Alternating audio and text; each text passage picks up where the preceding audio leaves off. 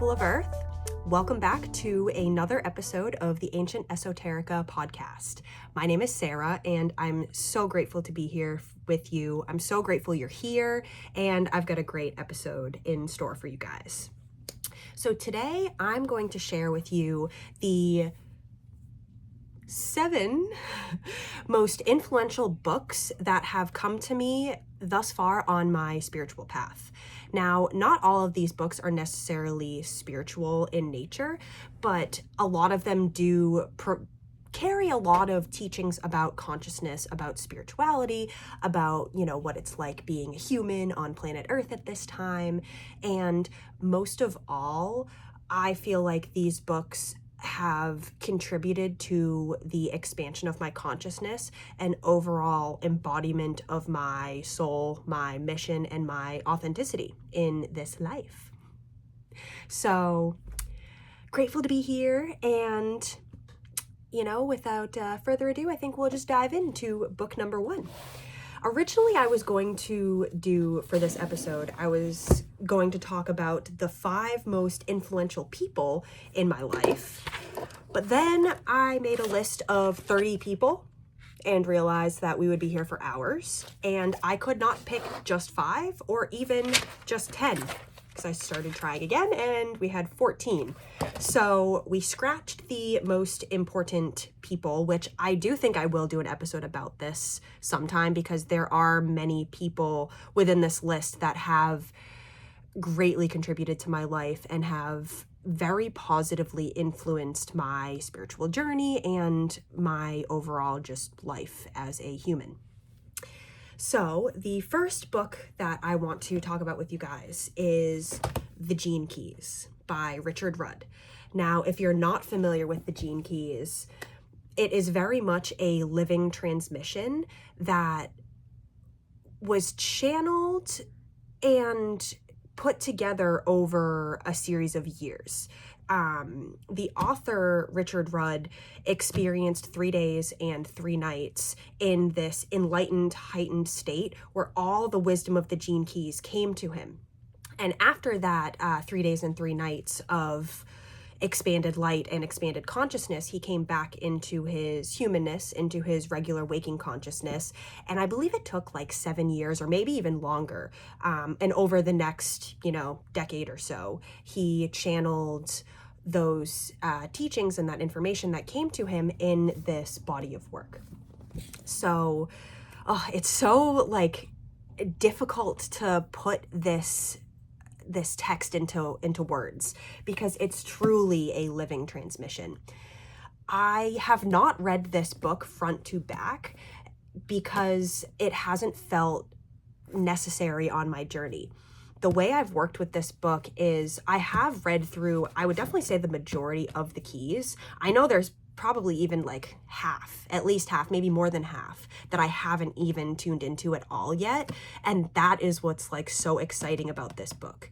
Even though I've been working with these teachings for 2 years now, I'm pretty sure I got this book a little over a year ago, maybe about a year ago. But even before then, I was very interested in Richard Rudd's teachings and very interested in what he had to say. And he speaks so clearly and so authentically, and he's very real. He doesn't really sugarcoat things. He very much just delivers the truth directly to you. Now, this isn't to really prop Richard Rudd up on a pedestal or to idol worship or, any of that.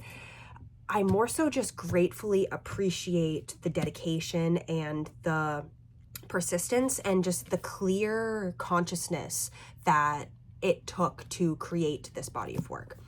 And so essentially what the Gene Keys are is the 64 archetypes that run through our DNA, and that basically it is the coding for our humanity and for how our soul translates into the human experience. Now, if you're familiar with things like astrology and human design, I've noticed that the Gene Keys is very much, it is its own thing, but it's a very unique blend of astrology and human design. And it just cuts, like I said, right to the truth. It doesn't have a lot of the airy-fairy, new age terminology that we see in a lot of spiritual teachings and books, which I take great value to, because a lot of those teachings is what cracked me open and opened me up to something more than the mundane back in 2019. When I first went through my awakening. And I really, just looking back on this, I really do believe that this is kind of like a common occurrence, or a common truth that many people experience on their spiritual journey. And that is that, when we're going about our lives, usually it is something very magical and very airy-fairy and woo-woo that gets our attention and kind of gets us out of our thinking mind and into presence, into like looking beyond what's at surface level, what's, right in front of us. Because back in the day, all the teachers that I learned from and a lot of the transmissions that I tuned into were very, very quantum, very high vibrational, very galactic, very like rainbow bodies and that kind of stuff. Not saying that stuff isn't real, because it is.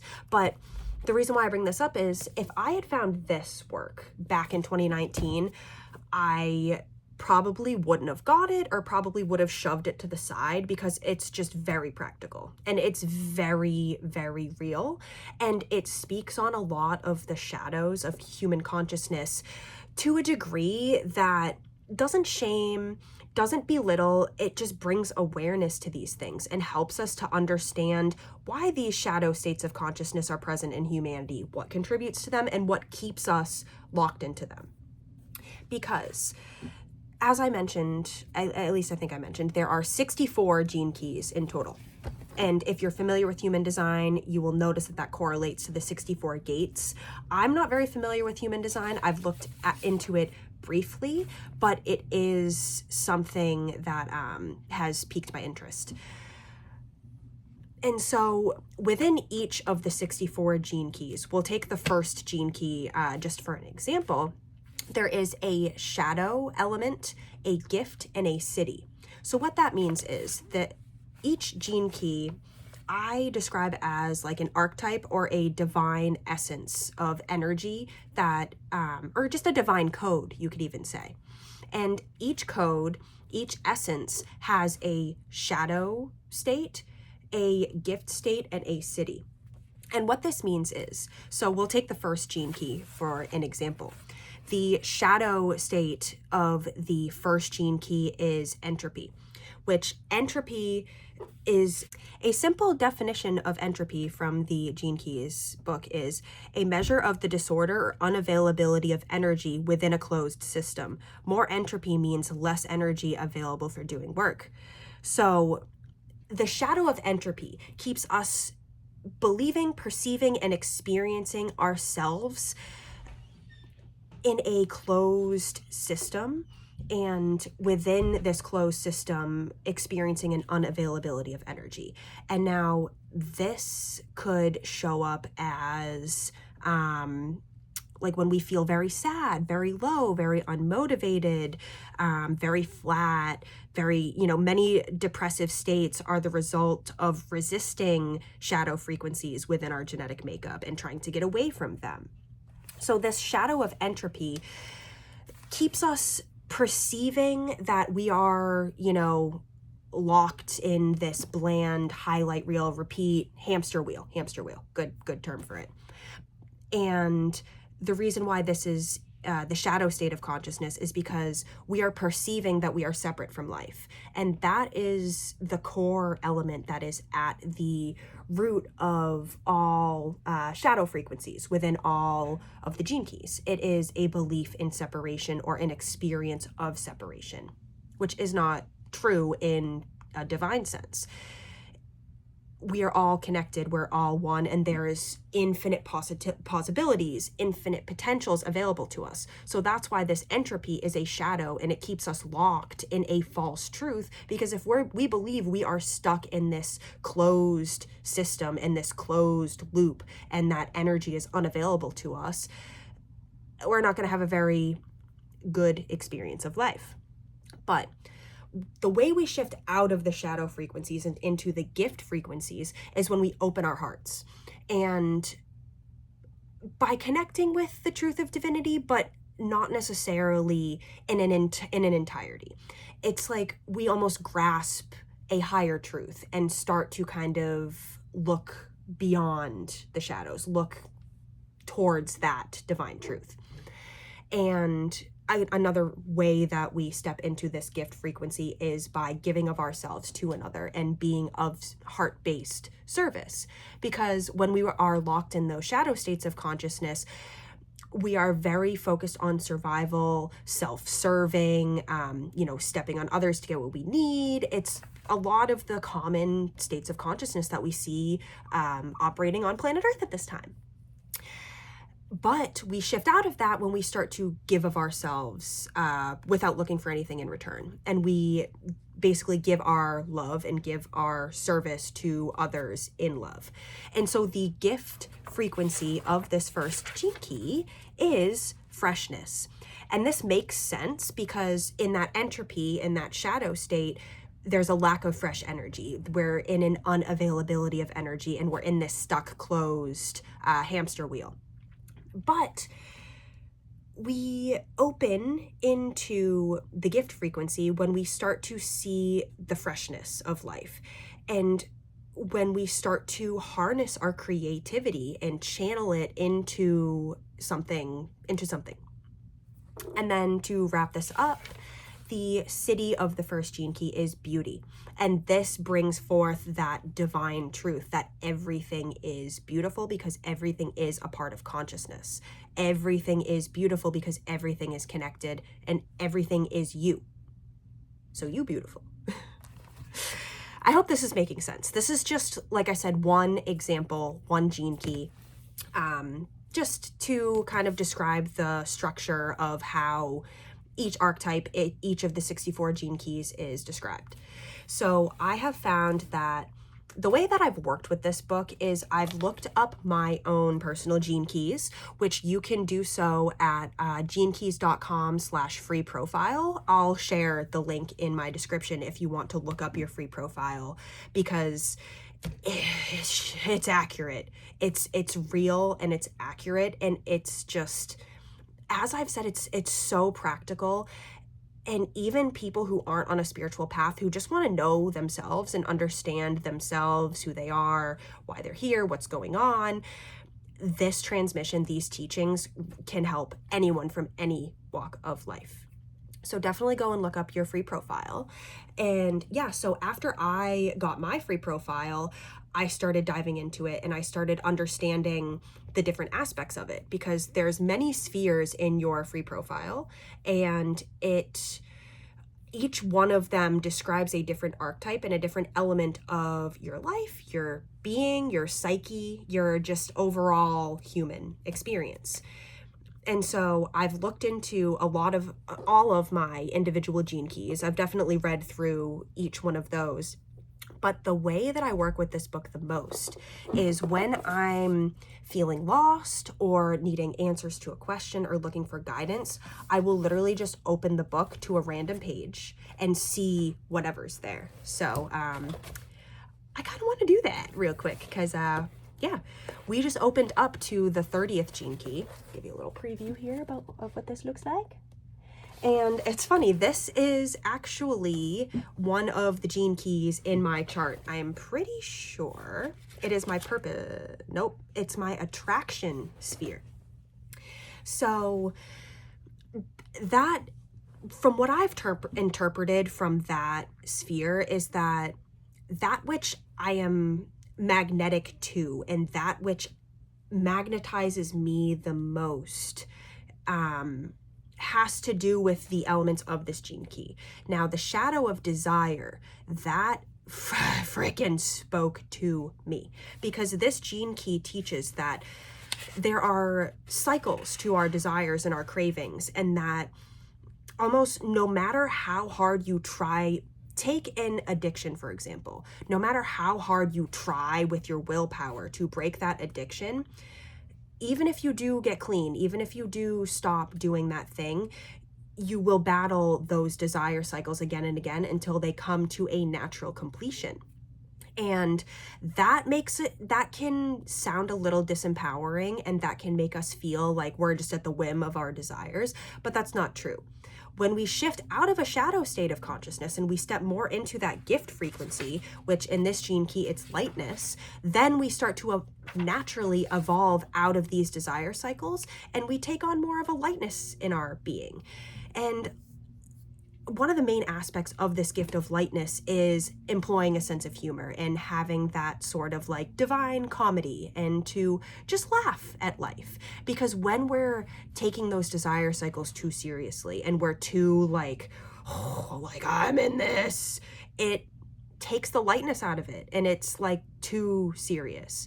But when we employ that divine humor, and we kind of like laugh at ourselves a little bit and again bring that lightness into it, it's kind of just like, oh, silly, like just human things. And then lastly, that city of the 30th gene key is rapture. And rapture is one that I've always seen it as a very like heightened state, like that, almost like a psychedelic state. And I do believe that for me personally, I have struggled a lot with that shadow of desire, and I found myself really stuck in these like those hamster wheels of like cravings and addictions. And the way I have broken out of them is through that lightness and through that silliness. But what I can see that what is driving it is this connection to the divine and this embodiment of this like rapture state, you know, this expanded state of consciousness. So I'm gonna just read this real quick. The 30th city is an unusual city in that it manifests as one of the great divine ecstatic states, along with its programming partner, the 29th city, which every gene key has a programming partner where though the elements of both of the gene keys kind of like tie into each other and connect to each other. I don't know too much about it, but yeah, that's anyway. Along with its programming partner, the 29th city, these are aspects of our genetics that really terrify the majority of human beings. In our Western culture in particular, these kinds of ecstatic states are deeply distrusted as we no longer have any clear cultural vent for them. In times gone by, it was the ancient shaman who could enter these states of consciousness. Nowadays, the closest we come is through the burgeoning drug and dance culture. We have grown so far away from being a devotional culture that we can no longer understand it at all. Certain religions, such as Islam, are rooted in these devotional codes, and they therefore recognize them more readily, although they can also misinterpret them just as easily. The contemporary cult of the suicide bomber is clearly rooted in the lower frequencies of the 30th shadow. The 30th and 29th cities represent an archetypal stream within your DNA that causes powerful mutations in your endocrine system. These result in the ongoing production of certain rarefied hormones within the brain chemistry of the pineal gland that induce states of great devotion and divine rapture. The 30th city of rapture only occurs when you willingly step into the fires of annihilation. I have full body chills right now. Probably because this is one of my gene keys, so it's very activating for me. But as I was saying, the reason why I think that I've struggled so much with like addiction to psychedelic substances like weed and like acid and things like that is because of the glimpse of these higher states, these like rapture, what did it say? The great devotion and divine rapture. Yeah, like once I touch these states, it reminds me of my home, which is like, you know, where we all come from, being connected to source and yada, yada, yada. But it keeps me on that hamster wheel of keeping, you know, chasing that high, chasing the rapture, that devotional state. And that is a shadow state of consciousness because it is who we are. Like, we are inherently divine. We are inherently devoted to the divine, to spirit. We've just been cut off from it because of society, because of our awareness, because of our demands, whatever. And so I have really been able to shift out of that shadow of desire and into that, the gift of lightness through employing my sense of humor, not taking things so seriously, and recognizing why I'm reaching for those things in the first place, and then reverse engineering that desired state through more, sustainable means and practical means, not just reaching for the bong every time I want to connect with spirit, which is literally what I did. And I didn't understand it because every time I would smoke, I would get downloads, I would connect with my Akashic records, I would feel more spiritual. But I noticed how it became this, like, again, like a negative feedback loop of like, oh, I want to feel spiritual, I want to feel connected, I want to feel devoted, so I'm going to smoke, instead of just being connected and feeling that connection and experiencing devotion in the moment. I very much felt like I had to reach for something outside of me, and that was that desire. So it's already been 20 minutes that we've been talking about the gene keys, so I think that we will pause there.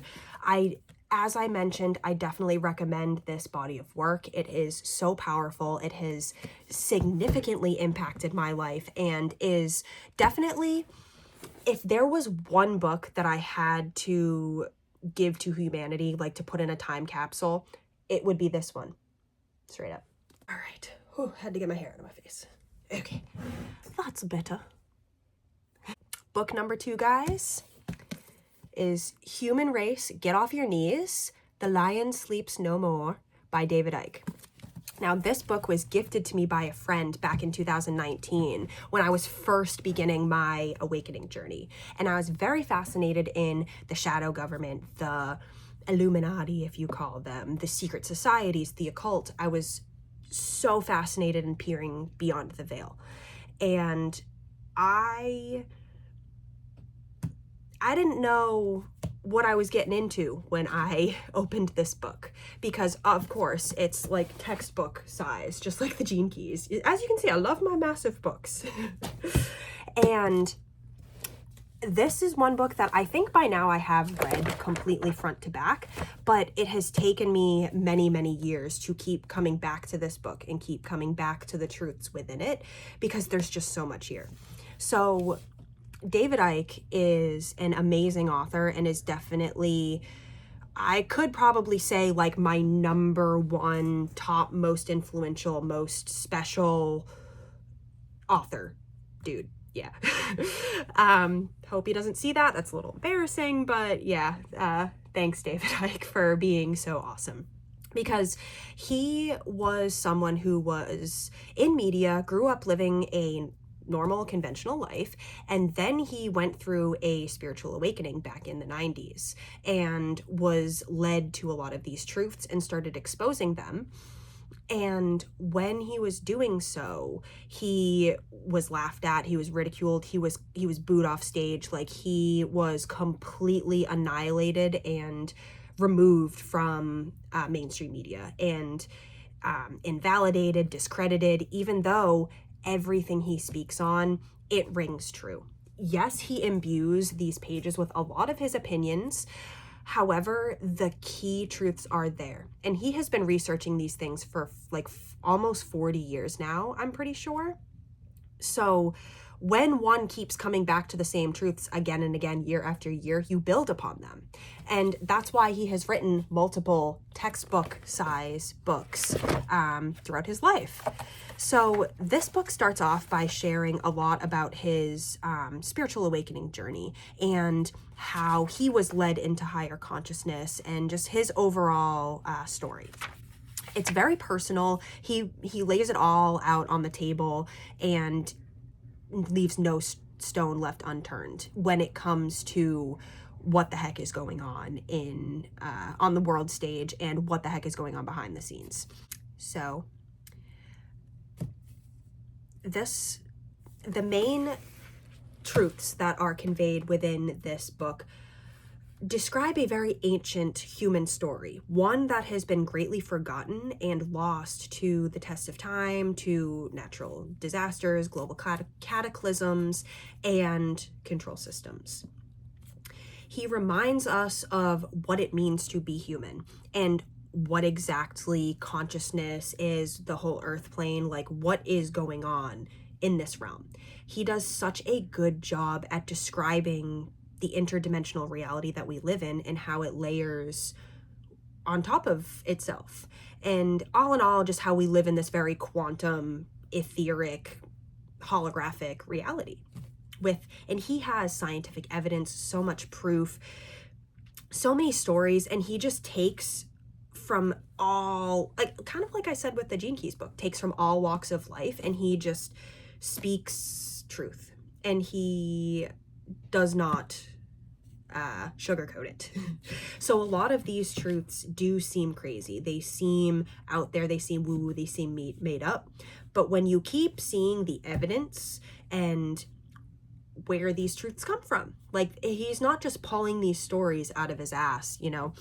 One of the main things he is known for is speaking on the reptilian agenda and the archons, the Wetiko consciousness, whatever you want to call that very satanic state of consciousness that is running rampant throughout a lot of humanity. The consumerist, the self-serving, narcissistic, consumerist state of consciousness. And so many of these truths are hard to swallow, and it is very much recommended. Like, if you're going to go out and buy a book by David Icke, I definitely recommend coming back to that book again and again and again, especially as you evolve and as you grow and as you come into new truths and learn more about your life, the reality we live in. Because I've found that so much of this stuff, I mean, it's always ringed true, but it would almost like overload my system from time to time, and I would have to take breaks from interacting with and connecting with this content. But I have a massive collection of books, many of which I haven't read, but most of which I have. Or no, we'll reverse that. Most of which I have not read, but many I have. I very much love to collect books, and I just find that when I connect with an author on YouTube or I find someone out in the social media planes, I love to buy their book to have as a kind of physical representation of that person and how they've impacted me, their truths, and just having their wisdom on deck. But that's what I was going to say. So many of my books are in storage right now because of where I'm living, but this is one book that I have never, ever put in storage, and it has always been on my bookshelf since I got it in 2019. And it's actually one of the first books I ever got in my book collection, so that's also pretty cool.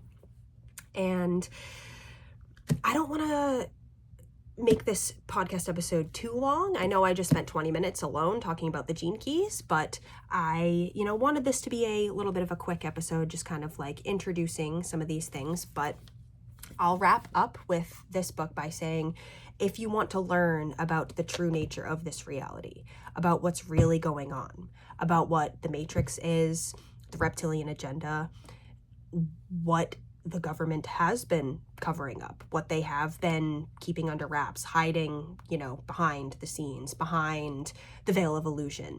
If you really want to learn the truth and see it, major red pill. The only red pill you'll ever need. And so the next book is very similar to this one in content, and it is Behold a Pale Horse by William Cooper. Bill Cooper, as many call him. But Bill, here, I'll read a little bit from the back of the book because it's right here. So Bill Cooper was a former U.S. Navy intelligence briefing team member, and in this book, he reveals information that has been hidden from the public. This information was kept in top secret government files since the 1940s. Cooper unveils the truth as he writes about the assassination of JFK, the war on drugs, the secret government, and UFOs. So the whole beginning of this book is very similar to David Icke's in that it details the synchronistic unfoldings and the happenings that happened to this person, Bill Cooper, that led him to these truths.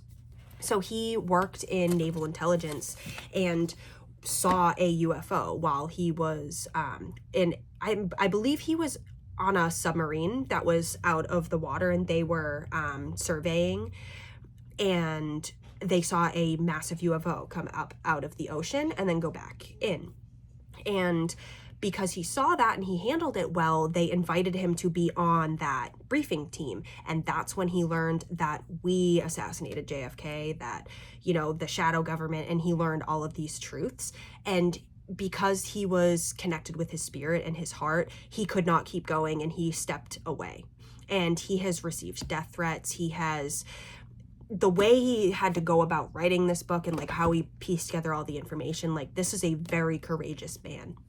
And although this is one book that I have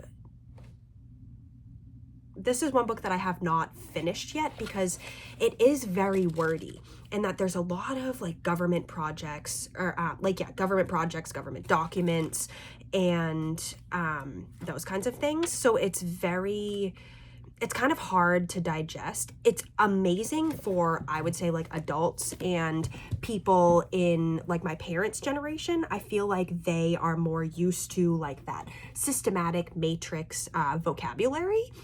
It is spiritual, but it's more like Christian spiritual. This is more like quantum, soul, universe spiritual.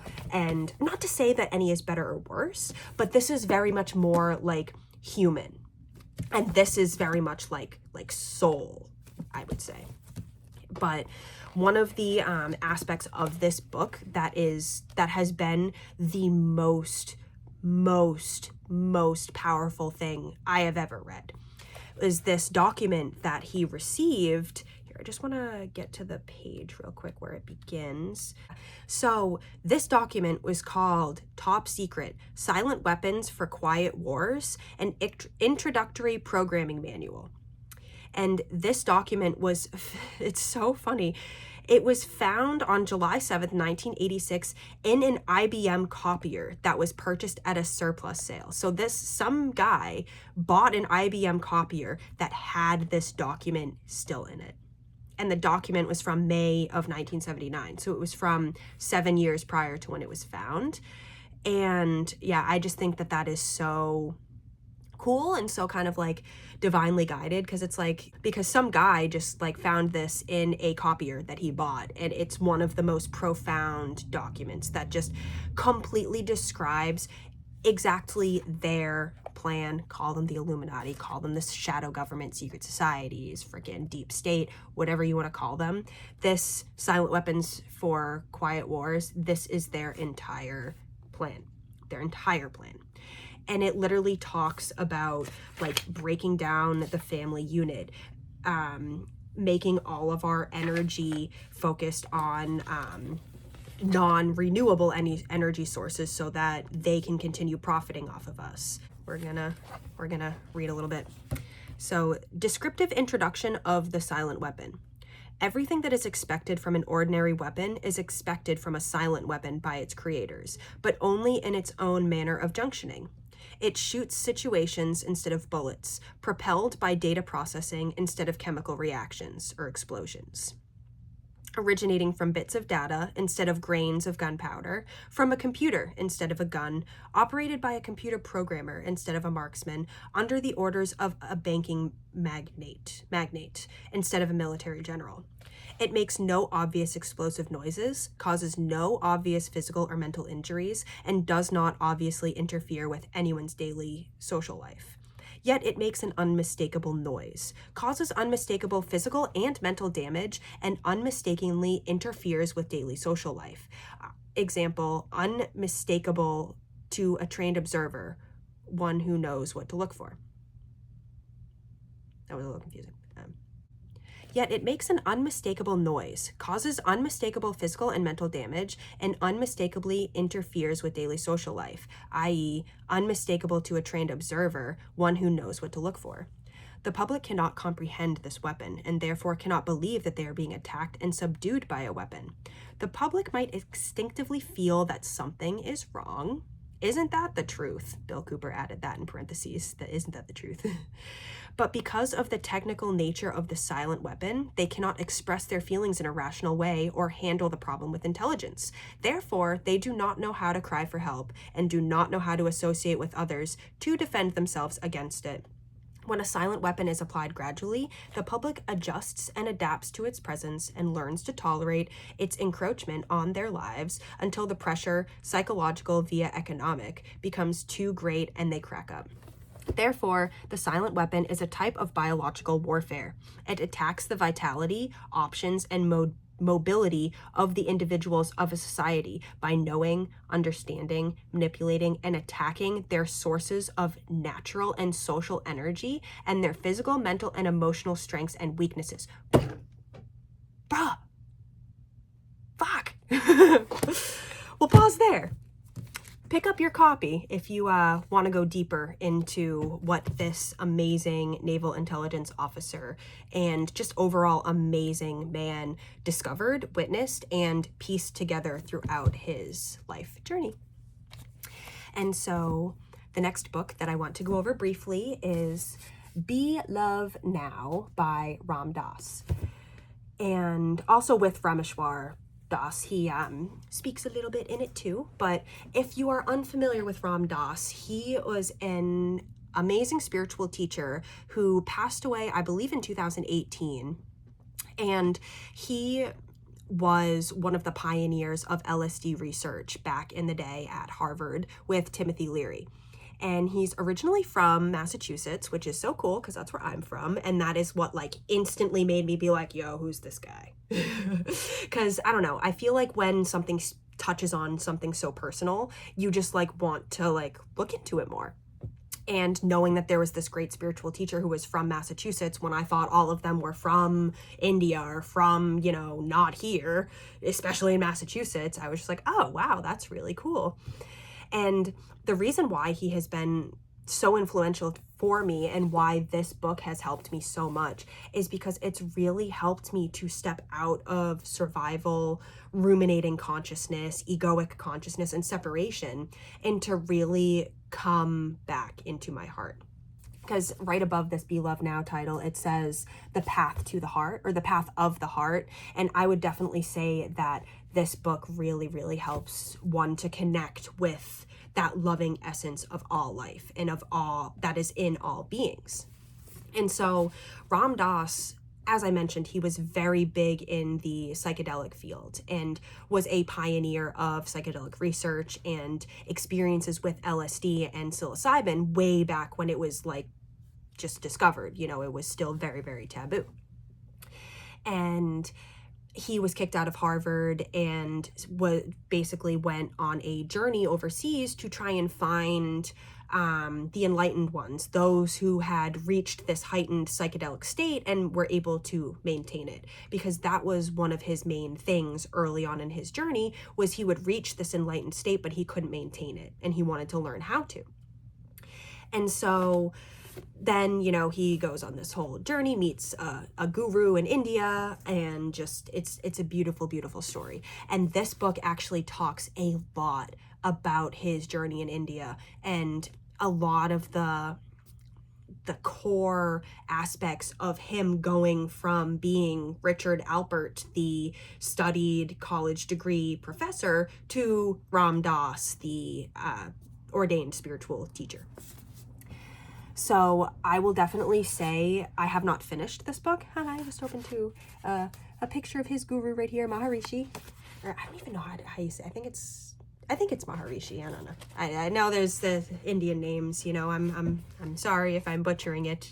Y'all can correct me in the comments if you have a better way of pronouncing that name. But all in all, I will say that I have learned so much from this book and have been so greatly impacted by it because he shares his personal stories and his personal, you know, neurotic neuroses of his ego and the journey of consciousness that he has moved throughout his life. And I'm pretty sure this book was written towards the end of his life. So it's very much an account of him Oh, well, actually, I'm going to read this from the front page, right, or the front cover. Be Love Now, like Be Here Now, which Be Here Now is his Ram Dass's first book that he published, I think back in like the 70s. And it's this one. You've probably seen it before if you've been on a spiritual path or reading spiritual books for a while. But that was his first book. So Be Love Now, like Be Here Now, is equal parts memoir and manual of meditation. It's hard to believe the two books are separated by more than 30 years. The writing in Be Love Now is as fresh and charged with insight as the earlier one. And what I'm recognizing now is that the books that have impacted me the most are from people who have shared their life stories and who have honestly shared their hero's journey, what they went through, the challenges and how they overcame them, and then the truths that came to them as a result of overcoming those challenges. Through Ram Dass's personal shares and the stories of his life and how he has come into this embodied state of consciousness, all of those stories that he shared has really, really helped me to come into my heart and to come more into my humanness, because especially since my spiritual awakening journey began, I really feel like I've been trying to get away from my humanness and wanted to just dwell in those, like psychedelic realms and in those like etheric, imaginal realms, not being here now. So all in all, this book has greatly helped me to be here more and to be a human in my body, not trying to get away from it as much. And so the next two books I am going to share are two books that I have not finished completely, but they played a major role in both the beginning and more recent aspects of my journey. And they are the books Living with Joy and Creating Money, Attracting Abundance by Sanaya Roman. And then this one is by Sanaya Roman and Dwayne Parker, who I believe is her Packer, not Parker. Sorry, Dwayne Packer.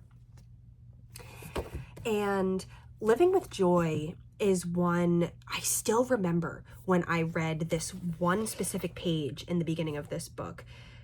Oh my God, dude, you can't make this shit up. I just opened to one of the pages and it says, last but not least, do not take yourself so seriously. And what was I talking about at the beginning of this episode with the Gene Keys book and my Gene Key 30? Taking shit too seriously. But there was one core truth within the beginning of this book that I do believe that it was from this chapter right here, and it was about changing the negative into a positive. And it was really about reframing how you look at your life and how you look at the things that have happened to you. And I remember it mentioned something about family and about parents, and it just, it really, really, really resonated. I'm going to see if I can find it real quick. Here we go. You can release the past by loving it. Every time you think of a bad memory that makes you feel sorry for yourself or bad about how you acted or makes you think of yourself as a victim, stop. Reflect on what good you created from that experience. It may be that you learned so much from it that you never again brought that kind of behavior back into your life. It may be that you changed your path because of the situation. It may have led to an important connection or to developing new qualities and personality traits. It may have been a job in which you served and helped many people. Your parents may have developed your strength or your inner will by imposing their will on you or creating obstacles. People who want to develop muscles, for instance, may use weights to push against. Your parents may have acted as a weight for you to push against to develop your own strength. Everything in your past happened for your good. If you can believe that the universe is friendly, that it's always helping you to create your highest good, you can live a life of more peace and security. And just that part about, and there's more, I'll just pause there. The part about parents because I've had many struggles with my parents, and I feel like so much of my pain and my trauma in my life has come from my parents and the way their state of consciousness and just our relationship. And reading that back in the day, back when I was still like really in that, like, why me? Like, why don't they love me type of consciousness, it helped me to see like, oh, maybe I did choose to have these parents to apply the pressure I needed to go through my spiritual awakening and to reconnect with my true self. Because if I was completely comfortable and complacent in my life, I would have never sought out any of these books or any of this information and never ever would have found my true path. I would have just been some party girl, probably would have just gotten married and just, that's it, you know, nothing more than that. And I'm not saying that's a bad path, but the more I connect with myself, the more that I see that I'm not meant to walk this mundane path. You know, I want to be podcasting. I want to be sharing information with people. I want to be sharing truths. I want to, you know, guide people, help people, contribute to the awakening of humanity. And so that book, Living with Joy, has really, really helped me to reframe so much of the bad stuff that happened to me, and to see it as these initiation points, and to see it as these very profound opportunities for me to cultivate strength and for me to know myself and to know my worth and to know what I really want in this life. So that was Living with Joy by Sanaya Roman, if you're interested in it. And then the second one by that author and Dwayne Packer is the Creating Money book. Now, this book, it's so cool because back in 2020, me and one of my cousins actually had this little thing where we would call each other. I think it was like once a week, or like maybe it was like once a day. Once a day seems like a little much, but who knows? We were like really into this stuff back in 2020. But we would call each other and we would read to each other. Mostly I would read to her because I just love reading and she loved hearing me read. So I would read a chapter to her, and then we would both go, and actually at the end of every chapter, and in that Living with Joy book as well, it's set up the same way. So I'll show it to you in the Creating Money book, but every kind of paragraph starts with a little affirmation. You can see the affirmation here, and then they go into the teaching about the affirmation. And then at the end of the chapter, there are exercises and prompts to kind of like ground in the information. And I love that because these books wind up being an initiation, and you wind up becoming a new person after you read the book, if you apply all the exercises and if you really kind of like digest and contemplate what's being shared.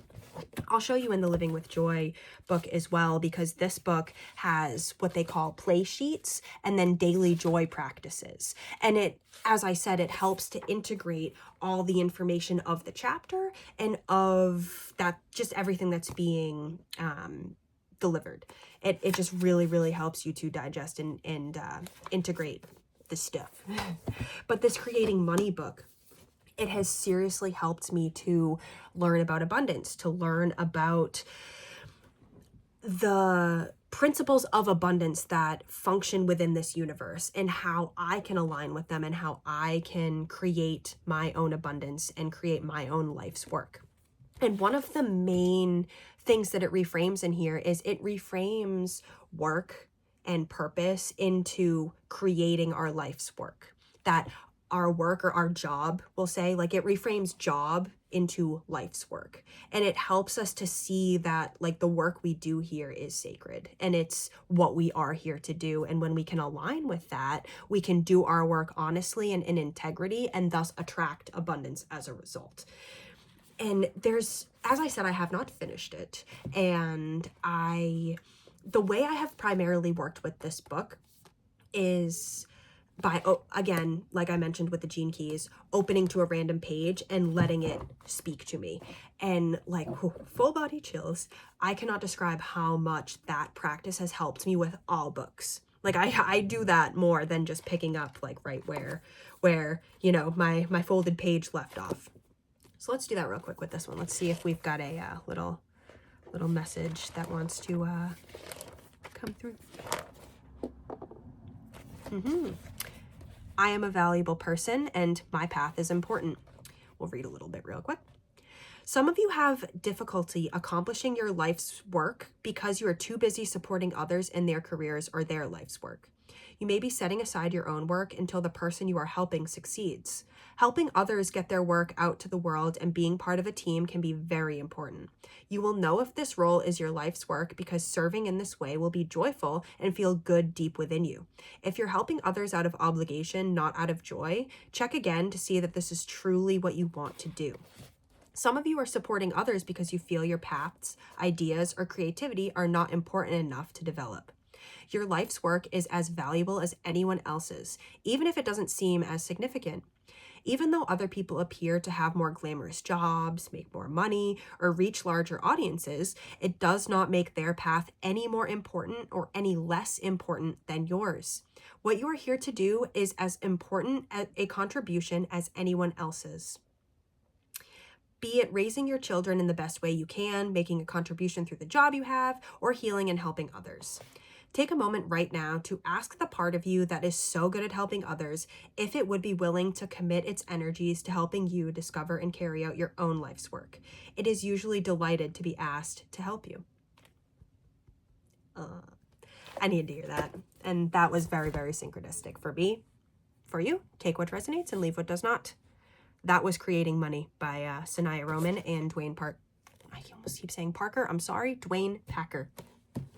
And this isn't in my list, but like one last book that I want to mention by those authors is the book. It's called Spiritual Growth. I think it's Becoming Your Higher Self. That is one of the books that I literally read front to back twice. And like I said, I don't finish books a lot of the time, but that one I literally finished twice. And it seriously helped me very, very much back in 2021. And then again, when I read it in 2022. So definitely check that one out if you are interested. And then last but not least, I did mention this book in the last podcast episode, but I did want to mention it again because I feel like I didn't explain it too much and I didn't go too into detail about what's conveyed and what's explained in this book. And I feel like it was because we were meant to talk about it here and now in this episode. So this one is Awakening the Truth Frequency by Miss Laura Eisenhower. And this book really speaks to the version of me back in 2018, 2019, when I was first going through my spiritual awakening, when all of this new age terminology and very high vibrational information was coming to me and was completely like breaking me out of the matrix and breaking me out of that very miserable and mundane path that I was just following because everybody else does. And so finding this book now in 2025 was such a full circle moment because the way she speaks, she's very, very into astrology and she is very knowledgeable about the wisdom of the stars and how these transits influence us and affect us. She's very, very knowledgeable about medical astrology too. She's actually the first person who introduced that to me way back in 2019. I was like, oh my God, that's so cool. I always knew that, you know, medical ailments contribute to some underlying energy. So yeah, but the way she really communicates a lot of this stuff is just so profound and it spoke to me in the past and it still speaks to me today. And as I said, I tend to tune into a lot of the more practical human books, at least now, because I've learned so much on the galactic sense and in the, you know, higher realms sense. I mean, I'm not saying I know everything and like now it's time to learn about Earth, but that was my main focus, was like spiritual, soulful, etheric, higher teachings.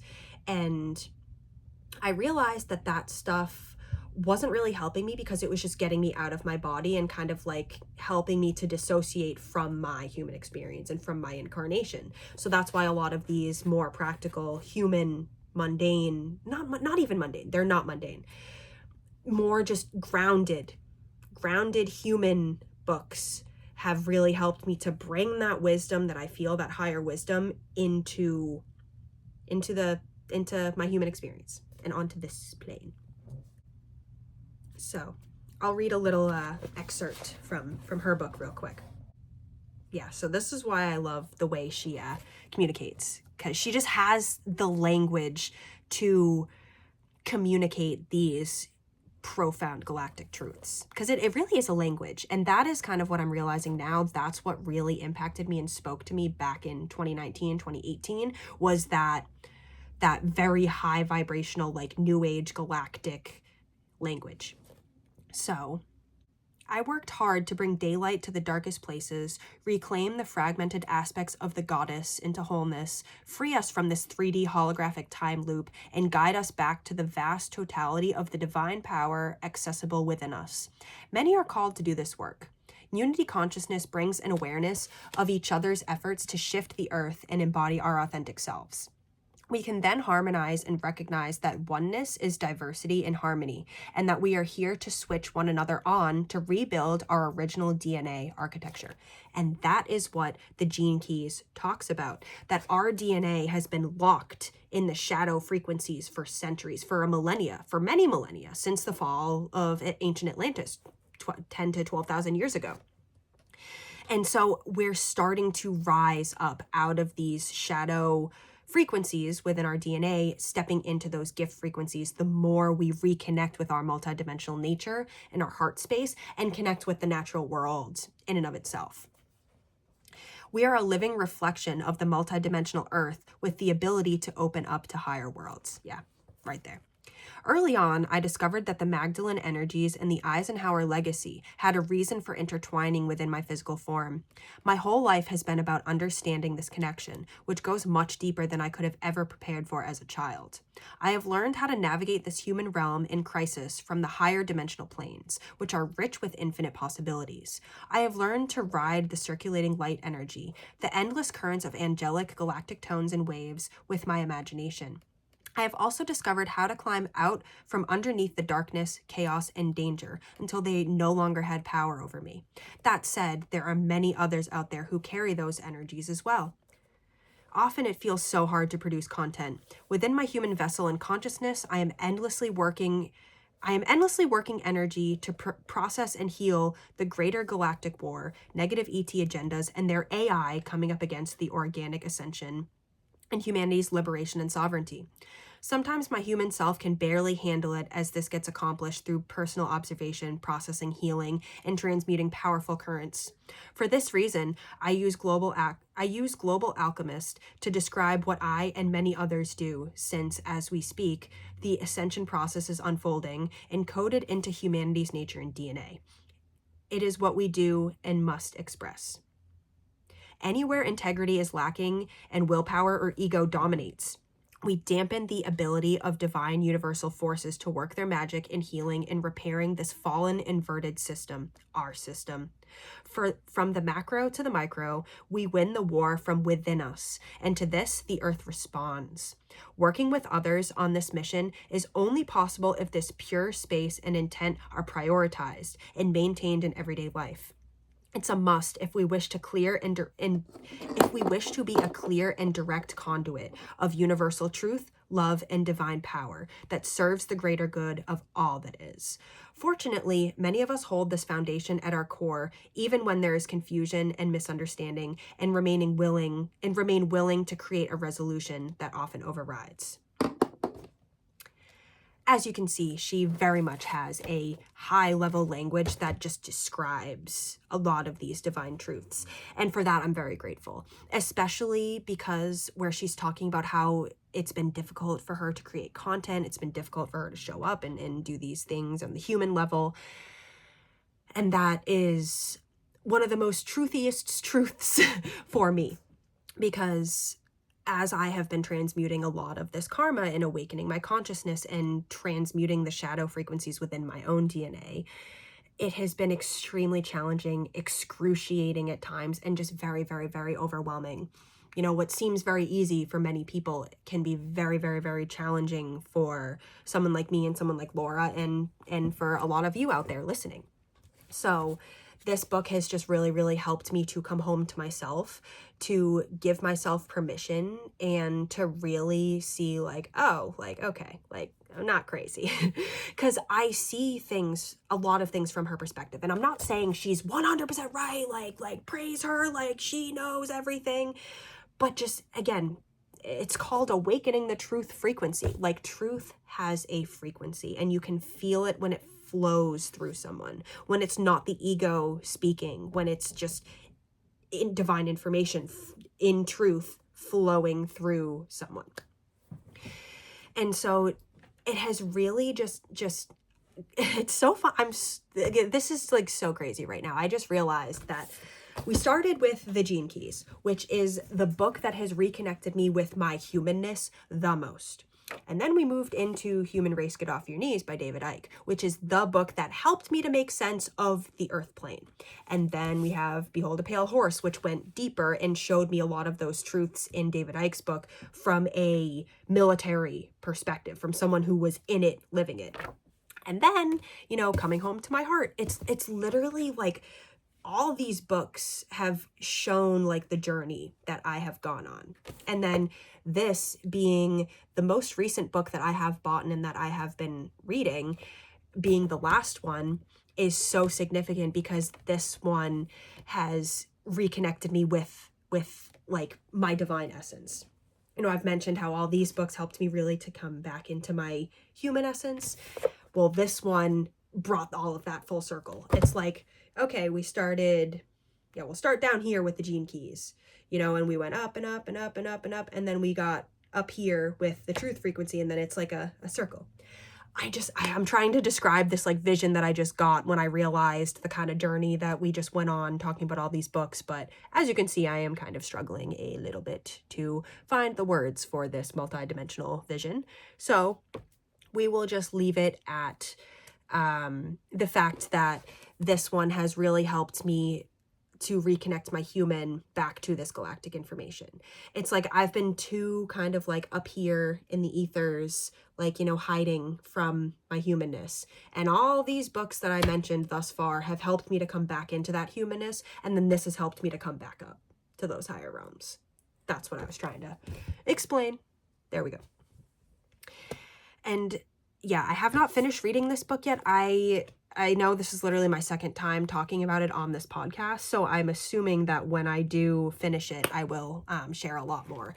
And I am, again, realizing that another reason why this book is so important to me is because she is related to President Dwight D. Eisenhower, who had a lot to do with the Project Blue Book stuff and the UFO story and the government, and just Eisenhower played a major role in these shifts that happened behind the scenes in the government. Not that he did it, but he was in office when a lot of these things were happening. And he was briefed on the alien agenda. He met some of these aliens who are working with the government behind the scenes. Fascinating, fascinating, fascinating stuff. And she speaks a lot about the stuff that's in all those other books that I mentioned, you know, David Icke's book and Bill Cooper's book, the shadow government, and what has been really going on behind the scenes. If you haven't been able to tell, that is a major focus of my life's work, is really researching and understanding and bringing this information about, you know, the shadows and about the secrets and the Illuminatis, whatever you want to call them. Just really, I don't want to say exposing, because that kind of puts a negative light. Like, no one wants to be exposed. Like, they don't want to be exposed. But we do deserve to know the truth about what's really going on. So I like to share the truth, essentially. So, yeah, I am feeling the channel ending. So I think we're going to call it here. This was literally going to be a 20-minute podcast episode that I thought I'd be able to film while it was still light out, and it is now dark out, and it has been an hour. So thank you for going on this journey with me.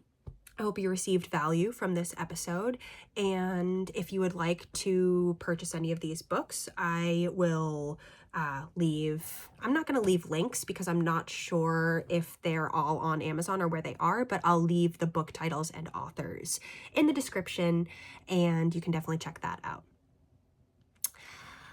I am sending you so much love, all of you beautiful divine beings in earthly human bodies, or cat bodies if you're a cat watching this. Hey. I'm sending you all so much love. Peace out.